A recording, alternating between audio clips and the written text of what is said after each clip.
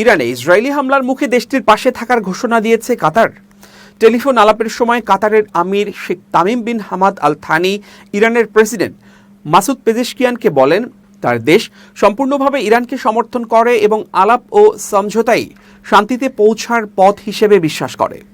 President Pezeshkian বলেন, প্রথম দিন থেকেই আমার লক্ষ্য ছিল মুসলিম ও প্রতিবেশী দেশগুলোর সঙ্গে সম্পর্ক আরও ঘনিষ্ঠ করা, যাতে অঞ্চলে অগ্রগতি ও স্থিতিশীলতা আসে। কিন্তু শুরু থেকেই জিয়ানিস্ট সরকার এ অগ্রগতিতে বাধা দিতে চাইছে এবং অস্থিরতা সৃষ্টি করছে।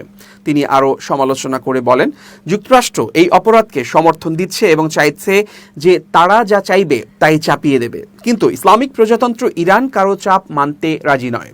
পেজেশকিয়ান মুসলিম দেশগুলোকে গাজায় অপরাধ সংগঠনকারী জিয়ানিস্ট সরকারের বিরুদ্ধে ঐক্যবদ্ধ হতে আহ্বান জানান। তিনি বলেন, ইরান নিজের সার্বভৌমত্ব ও জনগণের অধিকার রক্ষায় সম্পূর্ণ সক্ষম।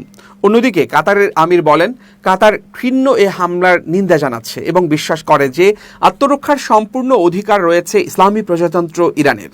শেখ তামিম আরও বলেন, কাতার ইরানকে সমর্থন দিতে অঙ্গীকারবদ্ধ এবং আলাপ ও সমঝোতার মাধ্যমে শান্তিতে পৌঁছাতে চাইছে।